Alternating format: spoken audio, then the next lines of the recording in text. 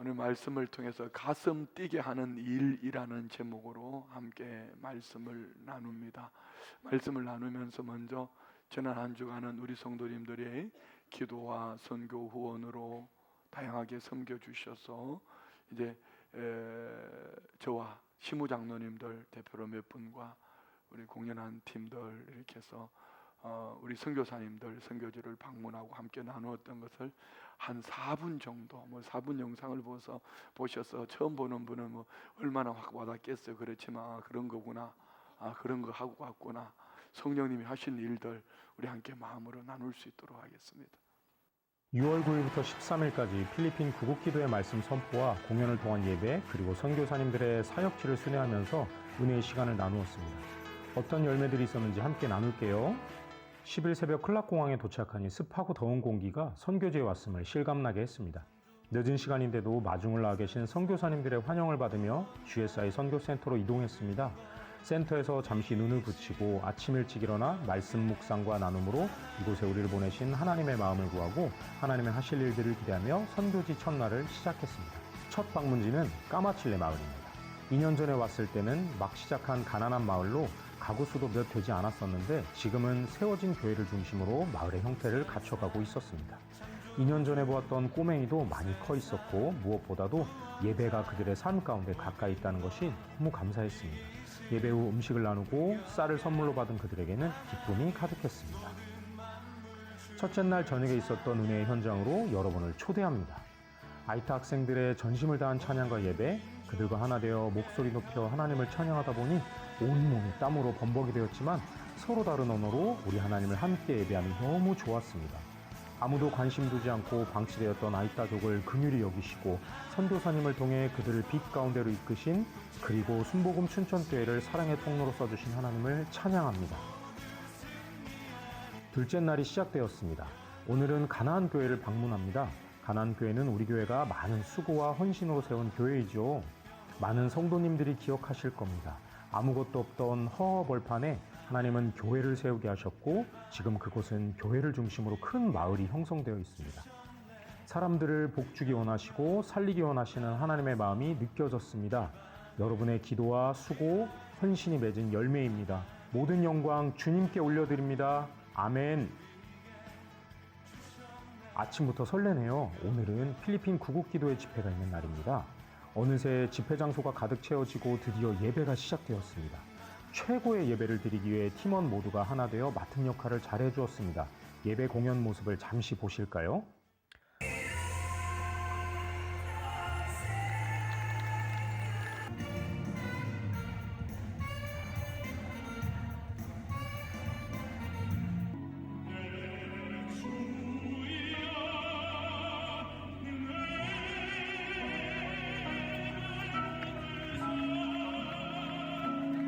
다음 세대 대표로 한 몫을 훌륭하게 감당해준 규빈이를 통해 필리핀 다음 세대들이 큰 도전을 받았으리라 믿습니다.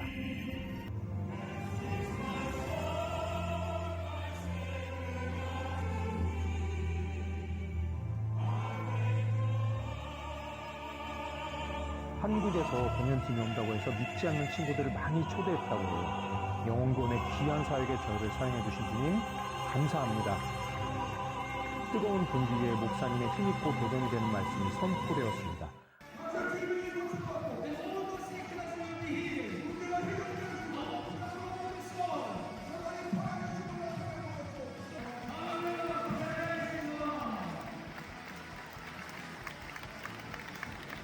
벌써 마지막 날입니다. 차를 타고 이요셉 선교사님이 사역하고 계시는 판가신한 지역으로 이동했습니다. 너무나도 예쁘고 반짝이는 친구들이 여름 성경학교를 하고 있었습니다. 이요셉 선교사님은 그곳에서 교회와 교육 사역을 하시는데 그날은 우리 교회가 후원하여 현지 교회 여름 성경학교를 인도하고 계셨어요. 이 친구들이 우리 팀을 너무 기쁘게 맞아주네요. 한국에서 온 연예인이 된 것 같았습니다. 이 믿음의 다음 세대 친구들을 통해 그 땅에 소망을 보게 하신 하나님 감사합니다. 이번 선교여행을 통해 한 영혼을 향한 하나님의 마음을 보게 해주셨습니다. 그 땅에 복음을 선포하시고 우리 예배를 받으시고 하나님의 손과 발이 되어 그들에게 하나님의 사랑의 마음을 전하게 하셨습니다. 하나님, 우리를 통해 세계 선교의 비전을 이루어 가셔서 감사합니다. 그 귀한 사역에 순복음 춘천교회를 사용하여 주셔서 너무 감사합니다. 기도로, 선교원금으로 함께해 주신 성도님들 감사합니다. 모든 영광 주님께 올려드립니다.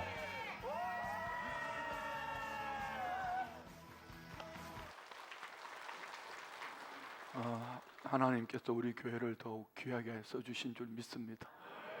이 선교는 이제 21분이 가셨지만 사실은 우리 온 교회가 성도님들의 기도가 있었고 성도님들의 또 선교 후원이 있었고 그동안에 저기는 우리가 이제 파송하신 4분의 선교사님 외에도 또 현지 목회자들을 섬기는 이 모든 것들은 우리 교회들의 우리 성도님들의 아름다운 헌신을 통하여서 세워진 은혜인 줄 믿습니다. 그래서 매해마다 이렇게 저는 선교를 얼마나 많이 다녔습니까? 매해마다 가는 곳이지만 갈 때마다 새롭게 받아지는 은혜, 늘 익숙해져 있는 곳이지만 어쩌면 20년 이상 다녔으니까 얼마나 익숙해져 있겠습니까? 저는 그곳을 1년에 4-5번씩 가는 곳이니까. 그럼에도 불구하고 갈 때마다 새로운 은혜를 하나님께서 부어주시면 이 시대에 하나님께서 우리 교회를 들어 귀하게 쓰시는 은혜가 아닌가 생각을 합니다. 자, 여러분께 질문을 드리고 싶은 것이 있습니다. 여러분들은 이런 영상을 보면 어떤 마음이 드시는지요? 이런 영상을 보면 우리 성도님들은 어떤 생각이 드시는지요? 아, 선교 다녀왔구나. 아니면은 공연팀이 다녀왔구나. 아니 누가 갔다 왔네. 이런 차원이십니까? 아니면은 여러분도 나도 함께 기도로 마음으로 또 물질로 헌신하며 나도 동참하며 나도 기회가 되어지면은 나가서 때가 되어지면은 우리가 멀리 가서 복음을 전하지는 못하지만 나도 저런 은혜 속에 있고 싶다. 여러분은 이런 영상을 보며 가슴이 뛰는 일이 여러분 마음에 있으신지요? 똑같은 영상을, 똑같은 현상을, 똑같은 환경을 바라보는 전혀 다른 모습이 될 수도 있습니다. 어떤 아버지와 아들이 사막을 여행하고 있었습니다. 며칠을 여행하다가 물도 떨어지고 먹을 것도 떨어지고 굉장히 심한 갈증을 느끼며 어려운 상황에 처하게 되었습니다. 아들이 아버지에게 불평을 합니다. 아버지, 이제 물도 떨어지고 먹을 음식도 다 떨어지고 우리 여기서 목말라 죽을지도 몰라요. 아버지는 얘기합니다. 아들아, 조금만 더 힘을 내서 걸어보자. 어디엔가 사람이 있겠지. 그러면서 한참을 걷다 보니 무덤이 나타났습니다. 아들이 얘기합니다. 아버지, 이거 보세요. 우리도 여기서 이렇게 죽고 말 거예요. 그때 아버지가 이렇게 말합니다. 얘야, 여기에 무덤이 있다는 것은 누군가 여기에 사람을 묻어줬다는 얘기가 아니겠니? 인가가 가까이 있을 거야. 걱정하지 마라. 이렇게 아버지는 말을 합니다. 똑같은 일을 바라보며 다른 생각을 할 수 있습니다. 지금 한국교회를 바라보며 많은 사람들이 얘기를 합니다. 코로나 이후에 교회가 참 많이 힘들어졌다고. 힘들어진 이유를 여러 가지로 얘기하지요. 가나안 성도 안 나가. 가나안은 거꾸로 하면 안 나갑니다. 안 나가 교회. 그래 지금 코로나 이후에 최고로 부흥하는 교회가 안 나가. 가나안 교회입니다. 300만 명. 예수는 믿는데 교회는 안 나가. 이거는 믿음이 아니죠. 이런 이들로 말미암아 이전에 코로나 이전에 복음화율이 20%, 5,500만 중에 1,100만 뭐 이렇게 얘기하던 한국 교회가 코로나 이후에 800만, 700만 뚝뚝 떨어지고 있습니다. 이것 때문에 교회가 위기라고 말을 하지만 반대로 이렇게 생각하면 어떨까요? 5,500만 중에 1,100만이 예수를 믿는 줄 알았는데 코로나 이후에 700만이 예수를 믿으니 복음을 전해야 될 사람들이 더 많아졌구나. 전도할 기회가 더 많아졌구나라고 생각한다면은 우리는 분명히 복음의 열정을 가지고 나아갈 수 있을 줄 믿습니다. 코로나 때문에 위기를 만난 것은 아니고요. 코로나 이유 때문에 여러 가지 이유로 모이지를 못한 부분도 없지 않아 있지만 교회의 위기는요. 2000년 기독교 역사 속에 한 번도 위기가 없었던 적은 없습니다. 오히려 평안할 때에 교회가 평안하다, 안정되었다 할 그때에 더 큰 위기를 만난 적도 많이 있습니다. 근데 중요한 것은 2000년 기독교 역사를 보면서 하나님은 한 번도 약속하신 것처럼 베드로의 신앙 고백이 이 반석 위에 내 교회를 세우리니 음부의 권세가 이기지 못하리라 말씀하신 것 같이, 어쩌면은 중세 시대의 교회의 최고의 위기라고 또 말했던, 최고의 타락했던 그 시대에 하나님은 뭐 하셨어요? 종교 개혁을 하셨습니다. 그것도 소수를 통하여서 하나님께서 놀라운 기독교의 역사 중간 핵을 끊는 이런 역사를 이루어간 것이요. 이제 불과 종교개혁 500년 조금 넘었습니다. 교회가 어렵고 힘들고 안 된다고 말할 때 분명히 하나님은 찾아서 쓰시는 사람이 있고 찾아 쓰시는 교회가 있습니다. 여러분이 하나님이 어려울 때 꼭 쓰시는 그런 믿음의 주인공 되십시오. 우리 교회가 세상이 어렵다고 말하는, 교회의 위기를 만났다고 말하는 이때에 좋은 모델이 되고 본이 되는 그런 교회가 되기를 원합니다. 6월 첫 주, 2주 전에 설교를 하며 미래학자인 최윤식 박사님의 특강 얘기를 했습니다. 한국교회 위기, 2050년이 되면은 상반되는 두 가지. 한 가지 위기는, 한국교회 위기는 저출산, 인구 감소로 말미암아서 2050년이 되면은, 그리고 국민소득이 성장해서 3만 불 시대가 되면은 탈종교화가 70%, 종교 필요 없다고 생각하는 사람 70%라는 겁니다. 그 중에 30% 중에 기독교회는 몇 명이 되겠나? 그리고 이단 사이비들이 마지막 때가 되면은 그냥 지금 광란 아닙니까? 광란한 때 아닙니까? 이렇게 해서 2050년이 되면은 최악의 시나리오, 지금보다 한국교회가 3분의 1로 줄어들 수 있다. 이런 미래학자의 얘기. 그러나 반면에 한국교회는 하나님이 마련해 두신 최소 2번의 부흥의 때가 있다. 그럼 앞에 3번의 부흥의 때는 어땠던가를 보면 되죠. 그 첫 번째가 제1차 부흥기는 사도행전적 부흥기였습니다. 2차 부흥기는 1950년대 말 6.25 전쟁 이후에 민족 복음화 운동으로 그 중심의 교회가 부흥했습니다. 제3차 대부흥기는 한국교회에 있을 수 없는, 세계 역사 속에 있을 수 없는 일들이죠. 1970년 한국 경제 부흥과 함께 베이비 부모 시대가 바로 그때입니다. 이때는 뭐 주택지가 있다면 십자가만 갖다 꽂아놔도 부흥하던 그런 시대입니다. 그런데 지금은 한국교회가 위기를 만났다. 뭐 기독교인이 600만, 많이 보면 800만, 뭐 이렇게까지 얘기합니다. 그러나 미래학자는 제4의 부흥기와 제5의 부흥기가 있는데, 제4의 부흥기는 어떻게 나타나는가? 우리가 성경 안에서 만나는 포로기, 바벨론 70년 포로 생활, 그들은 우상을 섬긴 것 때문에 모든 주권도 문화도 나라도 빼앗겨서 바벨론 포로로 잡혀갔지만, 그 가운데 하나님은 포로로 잡혀간 가운데 그 가운데 두 가지 부흥을 주셨습니다. 이런 양적인 부흥이 아니라 내면의 부흥이죠. 한 가지는 예배를 사모하는 마음. 우리가 하나님을 떠나서 우상을 섬기면서 이렇게 말도 문화도 성전도 빼앗겼다고, 그들은 그래서 예배 처소를 찾았고 강가에서 눈물로 기도하며 하나님 성전에 가서 예배할 것을 사모함으로 살았더라는 것이죠. 또 다른 한 가지는 귀로 듣고 전해지던 하나님의 말씀을 글로 기록해서 전해지는 성경을 기록하는 포로기 때 말입니다.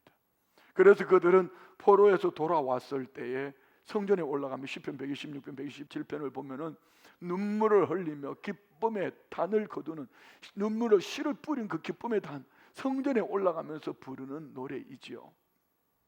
자, 얘기는 지금 앞으로 한국교회는 위기라고 말하는 이때 큰 건물 짓고 많은 사람을 불러 모으는 것이 아니라 우리 안에 예배를 회복하고 말씀을 회복하고 사명을 회복하고 내가 있어야 될 자리가 어딘가, 이것을 회복하는 교회들. 그래서 제4 부흥기 때는 교회가 3가지로 나타난다는 것이죠. 그 첫 번째는 소멸하는 교회입니다. 그냥 변화되는 시대 속에서 새로운 시대가 도래했음에도 과거의 습관이나 패배주의에 머물러 있는 교회는 하나님이 그 자리에서 자연스럽게 교회는 자연적 소멸, 교회가 없어지는 겁니다. 코로나 이후에 곧바로 10,000개 교회가 없어졌다 했습니다. 지금 춘천만 해도 계속 문 닫는 교회들이 늘어나고 있습니다. 그들은 왜 그랬을까요? 그들의 습관 속에는 패배할 수밖에 없는 의식을 가지고 있더라는 겁니다. 두 번째는요, 재부흥하는 교회입니다. 우리 교회가 아마 이런 모델이 아닌가 생각을 해봅니다. 위기와 고통과 수치를 통해서 오히려 하나님의 뜻을 깨닫고 회개하고 복음의 본질로 되돌아가는 교회는 하나님이 회복을 넘어 재부흥의 은혜를 주시는 줄 믿습니다. 저는 확신하는 것이 이겁니다. 이번 강의를 들으면서 감사했던 것은, 야, 우리 성도님들 참 멋있다. 이유는요, 여러분이 말씀 통독하고 큐티 나눔하고 나눔방을 만들고 소그룹을 구역이, 요즘 남성 구역들 일어나는 거 보세요. 어제도 남성들 부부 모임들 구역 예배 드리면서, 구역 예배만 잘 드리면 될 텐데 가든 파티까지 하는 거예요. 모여가지고 막 이런 사진을 토요일에 보고를 받으면서 참 행복합니다. 그런데 참 감사한 것은 코로나 이후에 지난주는 최고로 성도가 많이 나왔습니다. 그 전주는 또 그 전주에 최고로 많이 나왔습니다. 계속 갈수록, 저는 지금 숫자만 말하는 건 아닙니다. 성도님들이 어디서 자꾸 몰려오는 겁니다. 재부흥의 우리 교회 안에 그 중심이 뭘까요? 마치 바벨론 포로 때 있었던 그들처럼 우리 교회 안에 다시 부흥의 좋은 모델로 하나님께서 우리 교회를 써주시는 줄 믿습니다. 세 번째 교회는 새롭게 탄생하는 교회입니다. 어쩌면 우리 교회하고는 좀 멀 수도 있습니다. 새로운 시대에 맞는, 어떤 이들은 유튜브로, 아니면 어떤 교회는 뭐 큐티로, 또 어떤 교회는 다양한 방법으로 젊은 층들만 모이는 교회, 어떤 이는 어린이 사역만 하는 교회, 이렇게 새롭게 시대에 맞게끔 탄생하는 그런 교회, 어떤 시대적인 소명을 감당하는 교회를 말할 수 있습니다. 제4의 부흥기에 포로 시대처럼 우리 교회는 내면에 영적인 부흥이 일어나고 있는 줄 믿습니다. 여러분 그 중심에 함께 하기를 원합니다. 자, 지금부터 여러분 축복할 때니까 아멘 크게 하실 분들은 그대로 될 줄 믿습니다. 예배가 회복되어지기를 원합니다. 기도가 회복되어지기를 원합니다. 말씀이 회복되어지기를 원합니다. 사명이 회복되어지기를 원합니다. 가정 예배가 회복되어지기를 원합니다. 소그룹이 회복되어지기를 원합니다. 예, 그렇습니다. 우리 교회는 공예배가 회복되어지기를 원합니다. 소그룹 예배가 회복되어지기를 원합니다. 여러분 이렇게 한 1년만 지나 보십시오. 여러분 개인과 가정과 오늘 우리 교회 주신 비전처럼 목자되어 살려내는 교회에 하나님이 여러분을 어떻게 써주시는지, 분명히 오늘 우리 준희 집사님 간증하신 것처럼 최악의 상황 속에 뭐 꼭 우리 교회에 왔기 때문에 그런 건 아닙니다. 여기 함께 어우러져서 말씀 중심에 서서 예배 중심에 서서 기도하며 또 소그룹하며 믿음으로 세워지니 오히려 이 고난이 주님을 만나게 하는 축복의 통로였다고 하는 이 간증이 새로 우리 교회에 오신 모든 분들 속에서 일어나고 있습니다. 여러분 안에 이 축복이 있기를 원합니다. 제5의 부흥기는 남북 복음 통일이라고 말합니다. 5,500만, 우리 남쪽 북쪽 2,200만. 여기에는 단순한 7,700만이 모이는 것이 아니라 한국교회의 그동안에 심어놓은 눈물의 씨앗이 저 북한에 있는 지하교회 30만의 눈물 피눈물한 기도가 하나님께서 7,700만 한반도 복음 통일을 이루어서 대부흥기를 이루어 세계 열방을 하나님이 사용하시는 전초기지로 복음 통일을 이루실 것을 믿습니다. 자, 여러분 이렇게 얘기를 하면은 여러분은 어떻게 들려지시는지요? 우리 교회는 어떤 교회로 세워져 가고 있는지, 교회는 교회이고 나하고 그게 무슨 상관이 있냐, 여러분은 어떤 생각하십니까? 저는 가슴이 뜁니다. 어렵기 때문에, 시대가 어렵기 때문에 우리 교회가 더 본질을 쫓아감으로 성도님들이 일어난 모습들과 또 전도되어져서 아니면 많은 상처 속에 나오는 주의 백성들이 회복되어지는 이런 모습들을 보면서 가슴 뛸 일들이 참 많습니다. 여러분 어떻습니까? 이렇게 변하는 그 세상의 그 물결 앞에 우리 교회와 우리 성도님들의 신앙적 가치관, 영적 가치관은 어떠하신지요? 사랑하는 우리 성도님들을 가슴 뛰게 하는 일은 무엇입니까? 저는 원로 목사님 계실 때에 많은 설교 말씀 중에 제일 제 마음에 임팩트 있게 남아있는 말씀이 히브리서 10장 37절로 39절 말씀입니다. 우리 한번 읽을까요? 잠시 후면 오실 이가 오시리니 지체하지 아니하리라. 자, 무슨 얘기입니까? 잠시 잠깐 곧 오신다는 얘기입니다. 둘 중에 하나입니다. 내가 죽음을 맞이하는 개인의 종말을 맞든지 우리 주님이 심판주로 재림주로 다시 오시든지 지체하는 것이 아니라 잠시 잠깐이면 오신다. 그리 길지 않다는 말씀이죠. 38절요. 나의 의인은 믿음으로 말미암아 살리라. 또한 뒤로 물러가면 내 마음이 그를 기뻐하지 아니하리라 하셨는. 우리 믿음의 사람들의 삶의 양식은 뭡니까? 오직 믿음입니다. 아멘요. 뒤로 물러가면은 하나님이 기뻐하시지 않는다고 말씀하셔. 그럼 뒤로 물러가는 자들에게는 어떤 일이 있을까요? 39절 봅시다. 우리는 뒤로 물러가 멸망할 자가 아니요 오직 영혼을 구원함에 이르는 믿음을 가진 자니라. 아멘. 예, 우리가 뒤로 물러가면은 침륜, 뒤로 물러가면은 멸망하지만 우리는 오직 영혼의 구원을 받은 하나님의 사람으로 늘 승리할 줄 믿습니다. 뒤로 물러가는 사람들의 특징이 있습니다. 내가 살아있어요. 그 내가 보는 시선으로 하나님과의 관계 속에 하나님이 내게 주시는 것, 이것을 묻기보다는 환경 탓을 합니다. 코로나 이후에 안 됩니다. 세상이 어렵다 합니다. 나는 부모에게 받은 게 없어요. 나는 열심히 하는데 사람들이 안 받쳐줘요. 나는 이만큼 했는데요. 매일 환경 탓, 사람 탓하면서 벼랑 끝에서 믿음으로 반응하면은 주님이 기적을 이루어 주실 텐데 말입니다. 자, 여러분 한번 보십시오. 여러분이 읽는 이 성경 창세기부터 요한계시록까지 어떤 믿음의 사람치고 벼랑 끝을 안 만난 사람이 있습니까? 저는 목회 현장이 항상 벼랑 끝입니다. 이 벼랑 끝에 있습니다. 그만 목사님 이렇게 했다가도요 마음에 안 들면 돌아서서 안 할래 막 이렇게 말입니다. 막 쏟아냅니다. 다 들어줘야 되잖아요. 또 듣다 기분 나쁘면 한번 쏘아붙이기도 하지만 쏘아붙인 것 때문에 또 회개하고 가슴을 쥐어뜯으며 그가 아파하는 거 좀 들어주지. 네가 목사냐 막 성령님 쿵쾅쿵쾅쿵쾅 두드리면은요 또 마음이 회개가 되지요. 잘 한번 생각해 보세요. 창세기 12장에 75세의 아브라함이 부르심을 받았습니다. 그런데 여차저차해서 40년쯤 지나서 이제 100세의 아들 이삭을 얻고 40년이 뭐예요? 한참 지났죠. 아들이 17살쯤 되었을 때에 하나님께서 아브라함에게 말씀합니다. 아브라함은 내 사랑하는 독자 아들 이삭을 모리아산 사흘길에 가서 번제로 드리라. 여러분 한번 생각해 보세요. 100세에 얻은 아들을 칼로 각을 떠서 불에 태워서 향기로 제사의 제물로 드릴 수 있겠습니까? 누군가는 그런 얘기 하더라고요. 그 아브라함이 아버지이기 때문에 이삭을 내놓았지 할아버지였으면 절대로 못 내놓는다고. 제가 보니까 그렇더라고요. 이제 애들하고 클 때는 같이 컸지만 저보고 손주 보고 내놔라 그러면 나 죽이소 이렇게 할 것 같아요. 근데 아브라함은 벼랑 끝에서 뭘 택하지요?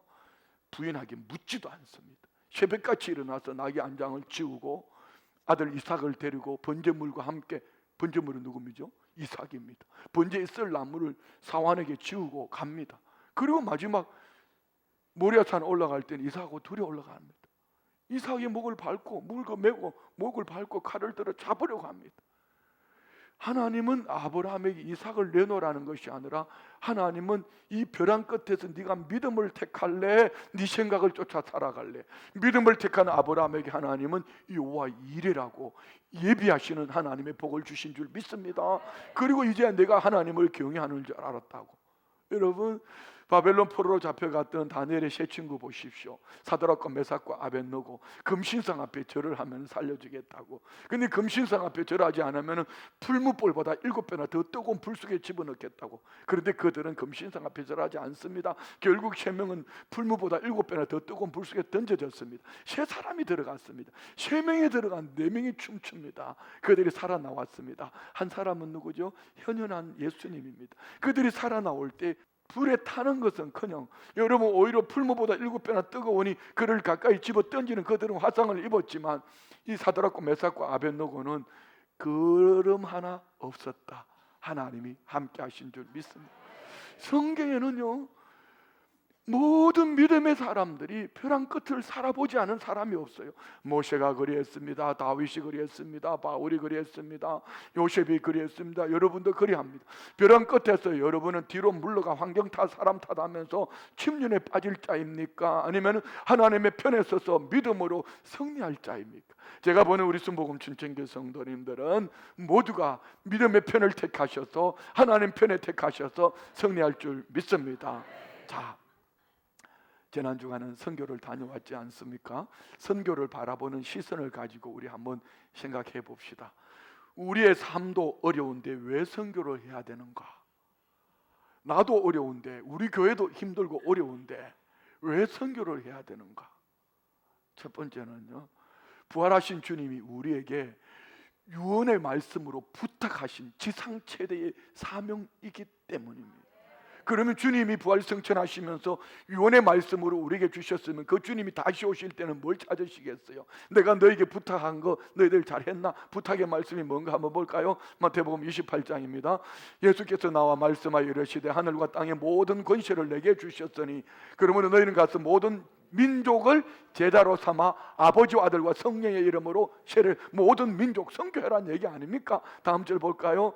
내가 너에게 분부한 모든 것을 가르쳐 지키게 하라. 볼지어다 내가 세상 끝날까지 너희와 항상 함께. 세상 끝날까지 너희와 항상. 언제 말입니까? 복음 들고 가는 그 발걸음이에요. 자, 여러분 영상을 보셨지만 이 4분 영상은요, 쇠발의 피입니다. 우리 성도님들이 이 영상을 보고 얼마나 뜨거움을 받았을까 싶을 정도로 우리가 계획하고 준비한 것보다 현장에서는 훨씬 더 큰 은혜였습니다. 가나안 마을은 우리 김춘하 권사님 가정에 헌신해서 제일 먼저 우물을 파고 700m 먼 거리에 우물을 길러와서 우물을 만들고 교회를 건축하고 땅을 사주고 또 지방에서 2,000평을 또 2만 평인가 얼마 땅을 사주고 그리고 교회가 다 이루어지고 나니까 진짜 말 그대로 가나안 마을이 됐습니다. 이 가나안 마을은요, 거기 올라가려면 옛날에는 먼 곳에 강을 건너서 가서 차를 세워놓고 또 지푸니를 타고 강을 건너가다 강에 빠져가지고 주니 산이 하다가 또 산을 올라가다 계곡에서 차가 퍼져가지고 말입니다. 쇠사슬을 인계하는데 끊어져가지고 막 하마터면 맞을 뻔하고요. 그리했던 그곳이 이제는 예배당 앞에까지 버스가 들어간다. 선교사님의 선교지 주변에요, 고속도로가 다 나버렸습니다. 3시간 가던 곳이 이제는 20분이면 다 들어갑니다. 이제는 그곳에 뉴클락이라는 신도시가 들은 어마어마한 40개 교회를 가지고 말입니다. 이제 아이따족, 버려진 아이따족을 섬겨서 이제 필리핀의 앞으로 핵심 중심이 될 거예요. 저는 늘 공연할 때마다 그런 거지만 참 소수가 가서 어떡하나 고민을 했는데요, 오신 목사님들 얘기입니다. 순복음 춘천교는 역시 다르다고. 완전 연예인들 같다는 거지. 연예인, 천국 탤런트들이 왔으니까. 그런데 어쩌면은 갈수록 더 잘하는지 모르겠어. 재료가 없으면은 이가 없으면 잇몸으로 하더라고요. 갑자기 공연을 해달라 앵콜 나오니까 막 부채춤을 해야 되는데 부채춤 안에 다른 재료 가지고도 막 흔들면서 하더라고. 그런데 열광을 합니다. 그뿐 아닙니다. 저 설교할 때도 마찬가지였어요. 참 이거 쉽지 않아요. 설교를 준비해 가서 선교사님한테 드렸더니 그거 말고 이런 설교 좀 해주세요. 그럼 나보고 설교를 하지를 말라고 하든지. 그래서 계속 고민을 하다가 설교 전날은요, 우리 선교사님 방에서 노트북을 끄집어내 가지고 막 밤새워서, 그랬더니 박 선교사님이 왜 안 자? 좀 자야지 내일 어떻게 하려고. 그래도 마음에 흡족하며 새벽에 일어나서 끌적끌적하고 설교를 준비해 갔는데 하시는 얘기요, 오늘 말씀이 정말 합당하고 너무 좋았다고. 이 설교를 여러분에게 들려드리고 싶은데 누가 녹화한 분이 없는 것 같다. 녹화한 분이 있으면 좀 내놔봐요. 정말로요. 설교를 하는 제가 막 하늘에서 불이 내려오는 것 같았어요. 여러분, 그렇습니다. 이는 절대로 오해하지 마세요. 오늘 20절 말씀 보십시오. 한번 20절에 보면 이렇게 말씀하잖아요. 볼지어다 내가 세상 끝날까지 너희와 항상 함께 있어. 뭘 말입니까? 안 될 때, 어려울 때, 할 수 없을 때 모든 족속을 제자 삼아 아버지와 아들과 성령의 이름으로 복음 들고 가는 현장에 임마누엘의 주님이 역사하시는 줄 믿습니다. 이것이 오늘 우리 교회의 축복의 통로인 줄 믿습니다. 두 번째, 왜 우리도 어려운데 우리가 선교를 해야 되지요? 주님은 말씀하셨습니다. 사도행전 1장 8절에 성령의 권능 받은 자의 삶이 뭡니까? 증인되는 삶 아닙니까? 말씀 봅시다. 오직 성령이 너희에게 임하시면 너희가 권능을 받고 예루살렘과 온 유대와 사마리아 땅끝까지 내 증인이 되리라. 여러분 성령 권능 받아 방언하는 겁니까? 성령 권능 받아서 귀신 쫓는 겁니까? 아닙니다. 예수님이 행하셨던 죽은 자를 살리고 귀신을 쫓고 각색 질병을 고치고 이 모든 일은 하나님 나라에 관한 일들 때문에 하시는 역사였습니다. 우리는 성령의 권능 받아 뭐 해야 되죠? 복음의 증인 되는 겁니다. 성령 충만해서 복음의 증인 됩시다. 제자 훈련을 하다가 보니까 한 분이 그러더라고. 목사님, 그분이 우리 교회 성도였어요. 그분이 우리 교회 장로님이세요. 네. 그런데 직장에서 교회 다닌 줄도 몰랐대. 그럼 심각하게 회개하셔야 됩니다. 아니, 중직자인데 예수 믿는지도 몰랐다고 그러면 심각하지요. 장로님인지 권사님인지 그분 교회 다니십니까? 이렇게 얘기하면 심각하죠. 무슨 얘기죠? 그거는 전도 한마디 안 했다는 얘기입니다. 예수님 얘기 한마디 얘기 안 했다는 얘기입니다. 밥 먹을 때 누가 볼까 봐 눈 감고 이렇게 기도하고 말입니다. 우리 교회는 그러면 한 분도 없을 줄 믿습니다. 앞에 얘기하고 뒤에 얘기 좀 다르지만 여러분 회개하셔야 돼요. 뭔 말인지 알아들었어요? 예, 성령의 권능 받아 뭐 한다고요? 복음의 증인 되셔. 세 번째, 우리는 왜 어려운데, 우리의 삶도 어려운데 선교해야 됩니까? 로마서 1장 13절로 15절에 말씀합니다. 복음의 빚진 자의 마음으로 선교의 열정을 가진 사도 바울의 삶 한번 읽어봅시다. 형제들아, 내가 여러 번 너희에게 가고자 한 것을, 누가요? 바울 사도가 로마에 가고자 한 것을 너희가 모르기를 원하지 아니하노니 이는 너희 중에서 다른 이방인 중에서와 같이 열매를 맺게 하려면 돼 지금까지 길이 막혔다. 로마에 가기를 원하는, 왜 그렇게 가슴 뛰는 바울 사도가 로마에 가기를 가슴 뛰었을까요? 복음의 증인 되려고. 다음 절 봅시다. 헬라인이나 야만이나 지혜 있는 자나 어리석은 자에게 다 뭐라고요? 내가 빚진 자니라. 빚진 자니라. 저는 여러분 이런 얘기하면 어떻게 들려질지는 모르겠습니다만 제 지갑 안에 보면은 팁 봉투가, 핑크빛 봉투가 있어요. 여기에는 오늘 잘 섬겨주셔서 감사합니다 문구와 함께 하나님이 세상을 이처럼 사랑하사 요한복음 3장 16절이 있고요. 그 아래는 순복음 춘천교회 이수영 목사.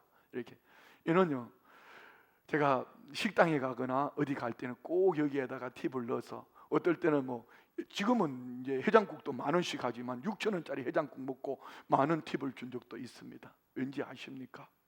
우리 딸이 미국에 공부하러 갈 때, 제가 교회가 참 어려워 사례비도 잘 못 받을 때 미국에 대한 비전을 가지고 떠나가는 아이 50만 원 달랑 티켓 하나 끊어가지고, 그것도 13시간이면 갈 수 있는 비행기를 24시간인가 몇 시간 타고 가서 그곳에서 투잡 서리잡 하면서 팁 받아가지고 그 팁으로 미국으로, 공부는 제대로 했겠습니까? 학교를 다니는 둥 마는 둥. 그렇지만 그 딸이 오늘 성장해서 성숙해 있는 속에는 미국에 있는 그들이 우리 딸에게 투잡 서리잡 할 때 팁 주는 그 팁을 모아가지고 공부를 했거든요. 바울 사도는 복음의 빚진 자의 마음이지만 저는 식당에 가면은 항상 섬겨주시는 그분들의 그런 마음으로, 우리 딸을 공부시켜 주신 그분들에 대해 고마운 마음으로 팁을 주는데, 이 팁을 주다가 보니까 전도의 문이 열렸어요. 여기에 그 팁 때문에 전도되어서 우리 교회 오신 분들이 많습니다. 여러분 아세요? 하나님은 그러시더라고요. 우리는 복음의 빚진 자입니다. 자, 한번 초기 한국교회 초기 한번 생각해 보십시오. 어떤 분은 성경책 하나 던져놓고 대동강에서 목 베어 다여 죽임을 당하고요. 어떤 이는 처자식이 죽임을 당하고요. 그렇게 세워진 교회가 세계의 역사에 없는 부흥의 역사를 이룬 한국교회가 되어진 줄 믿습니다.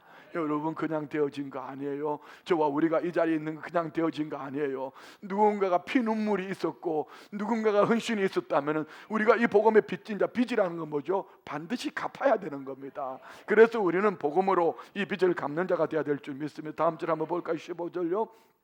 다 같이 읽어요. 그러므로 나는 할 수 있는 대로 로마에 있는 너희에게도 복음을 전하기를 원하노라. 복음이 무엇이기에 바울 사도는 복음의 빚진 자의 마음으로 복음을 전하기를 원할까요? 16절 17절 봅시다. 내가 복음을 부끄러워하지 않으니 이 복음은 모든 믿는 자에게 구원을 주시는 하나님의 능력이기 때문입니다. 여러분, 예수님 믿으십니까? 복음으로 구원 얻었습니까? 이것을 내가 알기 때문에 복음의 빚진 자의 마음으로, 이 복음은 모든 믿는 자의 구원을 주시는 하나님의 능력이 되는데 누구에게요? 먼저는 유대인에게고 그리고 헬라인에게로다. 복음에는 하나님의 의가 나타나서 믿음으로 믿음에 이르게 하나니 기록된 바 오직 의인은 믿음으로 말미암아 살리라 함과 같으니라. 할렐루야. 자, 사랑하는 우리 성도님들, 제가 선교에 대해서 말씀을 드렸습니다. 아직 선교를 한 번도 못 가보신 분도 있죠. 괜찮습니다. 여러분의 기도가 선교가 이루어지고 있습니다. 괜찮습니다. 어떤 분은 물질로 헌신하고 어떤 분은 기도로 헌신하고, 우리 온 교회가 이 선교의 비전을 가지고 가야 될 이유는 분명히 하나님이 그렇게 말씀하신 겁니다. 우리 주님이 부탁하셔서 모든 민족을 제자 삼아 아버지 아들과 성령의 이름으로 세례를 베풀라, 내가 너와 함께 하겠다고 말씀하셨기 때문이고요. 성령의 권능받아 우리가 복음의 증인 돼야 하고요. 우리는 복음의 빚진 자로 살아야 하기 때문입니다. 자, 여러분, 이제까지는 그리하지 못했더라도 오늘 이 목사의 이런 설교를 듣는 여러분 마음에 어떤 감동이 오시는지요? 이 일로 말미암아 가슴 뛰는 은혜가 있기를 원합니다. 내가 선교에 다시 새롭게 도전해야 되겠구나. 저는 홍천에 개척하고요, 처음에 빚을 내서 건물 전세를 얻고 얼마나 어려웠겠어요. 6개월부터 선교를 시작했습니다. 제가 선교한 지는 벌써 한 20 몇 년 돼갑니다. 23년, 24년. 선교지를 뭐 아프리카, 남미며 안 가본 데가 어디 있겠습니까? 내년 8월 달에는 아프리카에 지금 뭐 몇 개 나라에 초청을 받고 있습니다. 여러분 같이 갑시다. 네. 이렇게 모처럼 아프리카 여행도 한번 갈 겸 선교를 가는 거죠. 전성도 다 가도 괜찮아요. 뭐 이렇게 어떻든 그래요. 그런데 말입니다, 개척하고 6개월 만에 선교를 시작하면서 하나님께서 교회를 부흥시켜 주시는데요, 어떤 주에는요 6 가족 단위로 개척교회 6 가족이면 몇 명? 3명씩 와도 3, 6, 18, 18명이 몰려온 겁니다. 이 3년 만에 막 150명으로 교회 건축하고 1200평 땅에 370평 건축하고 말입니다. 뭐죠? 저는 확신합니다. 선교가 축복의 통로였던 것을 믿습니다. 자, 사랑하는 우리 성도님들, 성령님이 하시면 이렇게 우리에게 가슴 뛰는 일들이 있습니다. 이것이 오늘 본문이거든요. 본문 한번 말씀 볼까요? 육신을 따르는 자는 육신의 일을, 영을 따르는 자는 영의 일을 생각하나니 육신의 생각은 사망이요 영의 생각은 생명과 평안이니라. 육신의 생각은 하나님과 원수가 되나니 이는 하나님의 법에 굴복하지 아니할 뿐 아니라 할 수도 없음이라. 육신에 있는 자들은 하나님을 기쁘시게 할 수 없느니라. 아멘. 자, 보세요. 육신의 생각이 뭘까요? 육신의 생각은 별거 없어요. 자아로 사는 겁니다. 내 자연 있는 그대로 내가 살아왔던 옛삶, 속상한 거 다 속상하고, 삐질 거 다 삐지고, 기분 나쁜 거 다 기분 나쁘고, 욕할 거 다 하고, 뭐 나쁜 거 생각하고 내가 하고 싶은 대로 사는 겁니다. 영의 생각은 뭐죠? 이 육신의 생각을 제어해서 육신의 생각과 싸워서 너 그 길로 가면 안 돼. 육신의 길로 가면은 뭐 한잔 하러 가면 마음이 부담스러워요. 한잔 하면서도 부담스러워요. 막 그러면서 이렇게 말하면 나는 예수님이 제일 좋게 해주세요. 예수님만 제일 사랑하게 해주세요. 그래 하면서 가는 거죠. 그래도 그 안에 성령이 역사하시기 때문에 부담을 가지는 겁니다. 이 일이 오늘 육신의 생각은 옛 자아로 살아가는 삶이고, 그러니 그 결론은 뭐죠? 사망이라 했습니다. 영의 생각은 무엇일까요? 육신의 생각을 거슬러서, 영은 누구의 영이죠? 그리스도의 영, 하나님의 영, 부활의 영, 성령님, 성령으로 말미암아 육체가 거슬러 오는 모든 것들 나누게 하고 다투게 하고 뭐 시험 들게 하는 이 모든 것들 제하여 버리고 먼저 하나님과의 관계를 이제 생각하는 겁니다. 그리할 때 그게 생명과 평안이 있고 하나님을 기쁘시게 할 수 있는 줄 믿습니다. 자, 육신을 따르는 자, 육신의 일 여러분 한번 펼쳐보십시오. 이 일에 가슴 뛰는 일이 있는지 없는지 저도 있어요. 이번에 선교제 가서 하나님과 이렇게 묵상하다가 하나님 앞에 제가 이런 고백을 했습니다. 하나님, 나는 우리 하나님이 제일 좋은 목사가 되게 해주세요. 예수님이 제일 좋은 목사가 되게 해주세요. 목사이기 때문에 예수님이 제일 좋은 모든 일에 제일 좋은 목사는 아니더라고요. 그래서 그런 기도 제목을 가지고 하나님과 기도했습니다. 자, 그런데 여러분, 갈라디아서 5장 16절로 말씀해 보면은 분명히 육체의 일을 이렇게 말씀합니다. 봅시다. 내가 이르는 너희는 성령을 따라 행하라. 그리하면 육체의 욕심을 이루지 아니하리라. 육체의 소욕은 성령을 거스르고 성령은 육체를 거스르나니 이 둘이 서로 대적함으로 너희가 원하는 것을 하지 못하게 하려 함이니 너희가 만일 성령의 인도하시는 바가 되면 율법 아래 있지 아니하리라. 우리 안에는, 내 안에는, 우리 모두 안에는 육체의 일과 성령의 일이 싸우는 거예요. 누가 이기느냐에 따라서 성령의 사람이 되고 육체의 사람이 되는데, 육체의 일이, 육체의 열매가 뭔가요? 여러분 이 속에 들은 이것 때문에 여러분 가슴 뛰는 것이 있으면 회개합시다. 봅시다. 19절부터 다 같이 시작. 육체의 일은 분명하니 곧 음행과 더러운 것과 호색하는 것과 우상숭배와 주술과 원수 맺는 것과 분쟁과 시기와 분냄과 당짓는 것과 분열함과 이단과 투기와 술취함과 방탕함과 그와 같은 것들. 자, 여기 몇 개나 해당됐어요. 여러분은요, 하나도 해당 안 되시는 분은 진짜 축복받은 분이에요. 그런데 조심하세요. 성령으로 살지 않으면 하나도 해당되지 않는 사람은 없습니다. 투기 하고 싶지 않아요? 내게도 유혹이 있습니다. 뭐 술 취한 거는 좀 멀지만은 술만 생각하면 가슴 뛰는 분 없었어요? 방탕함, 오늘 좀 안 가면 안 될까? 오늘 좀 쉴까? 그런 차원만이 아닙니다. 내버려 두는 겁니다. 이와 같은 것들은 문제는 그 다음입니다. 다 같이 시작. 전에 너희에게 경계한 것 같이 경계하노니 이런 일을 하는 자들은 하나님의 나라를 유업으로 받지 못할 것이. 무서운 얘기입니다. 이 일이 네 삶이 되면은 너 구원 얻지 못한다. 이 말 속에는요 어폐가 있죠. 목사님 언제는 예수 믿으면 구원 얻는다 했는데, 믿고 구원 얻은 사람이 그럴 수, 예 맞습니다. 구원 얻었어도 그럴 수 있습니다. 그렇지만 그 안에 성령을 쫓아 갈등하는지 갈등하지 않는지 자기를 보면 압니다.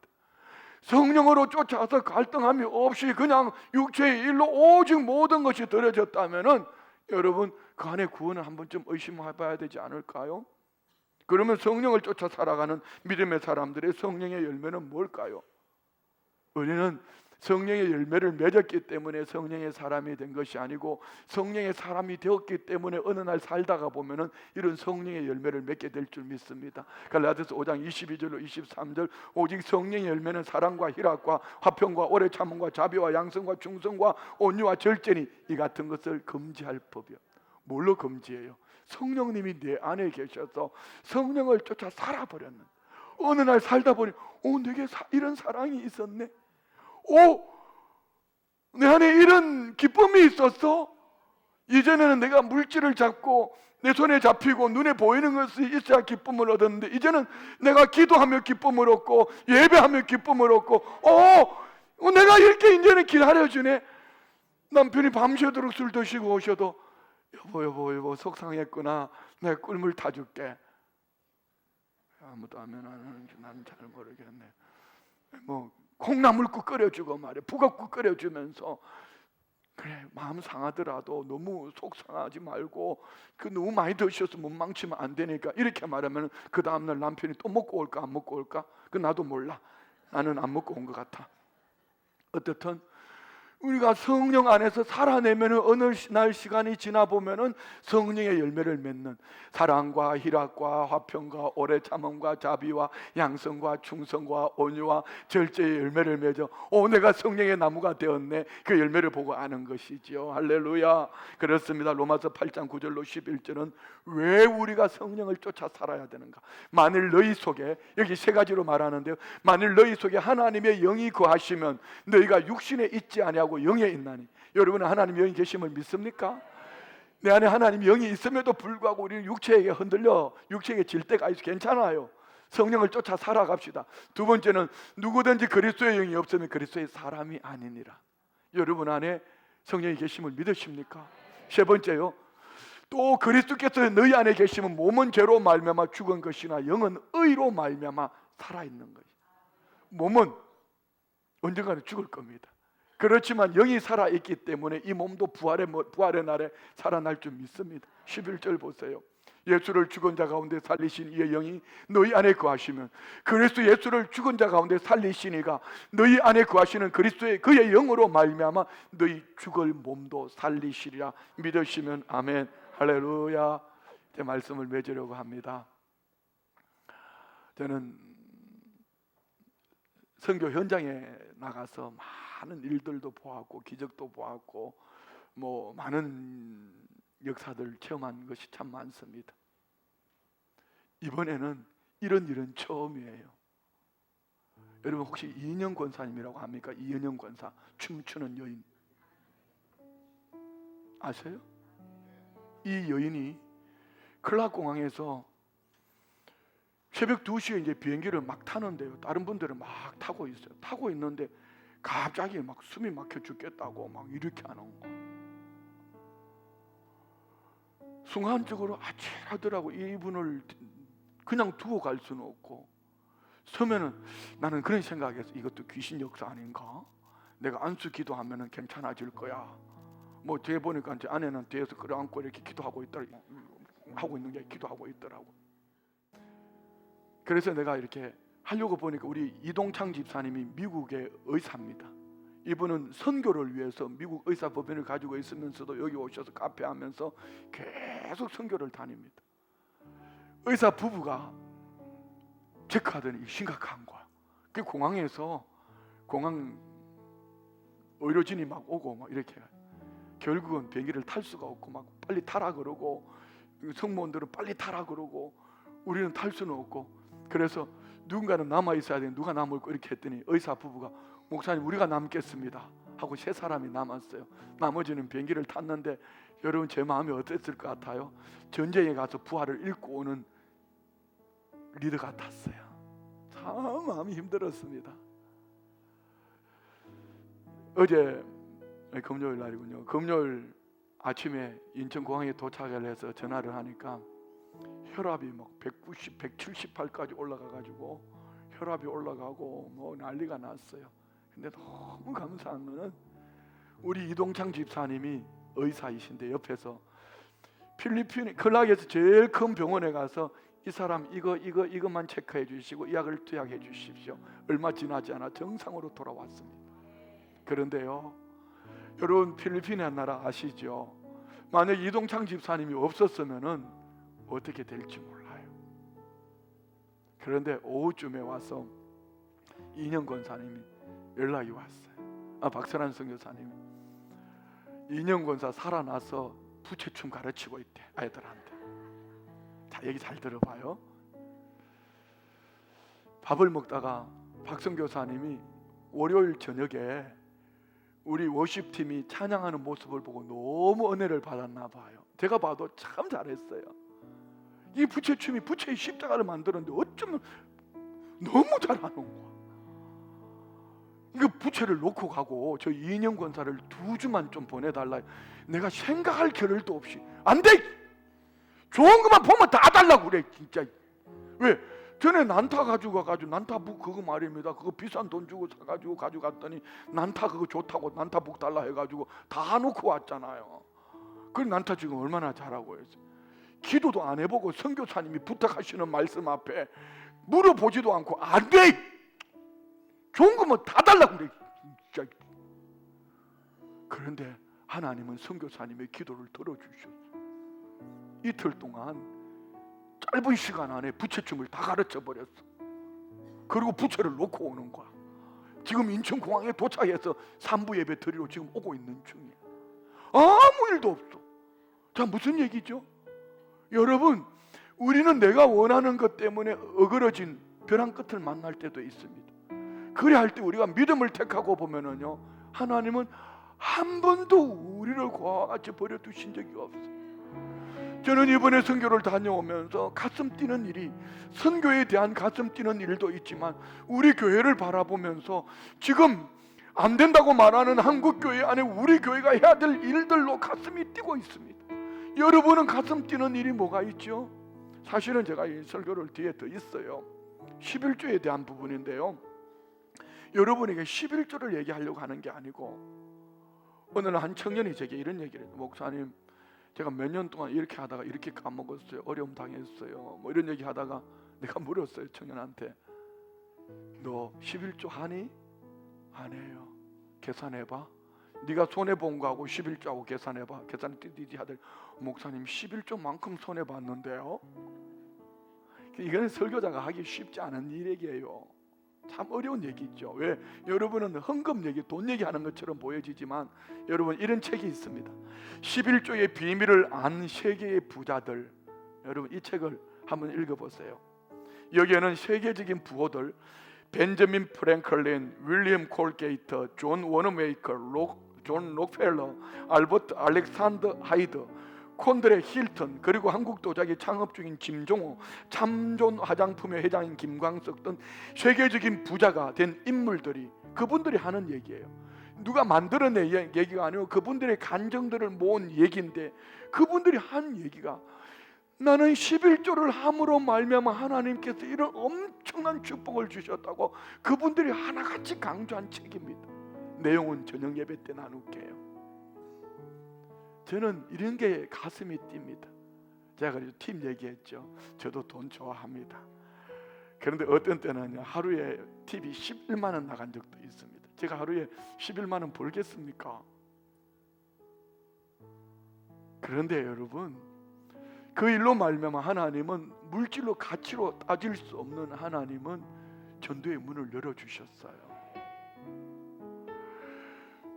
여러분의 삶 속에 영어로 생각하고 영어로 말하고 영어로 살아내면은 분명히 가슴 뛸 일 있습니다. 할렐루야. 우리 일어나 찬양합시다. 가슴 뛰는 찬양합시다. 믿음으로 고백합시다. 할렐루야.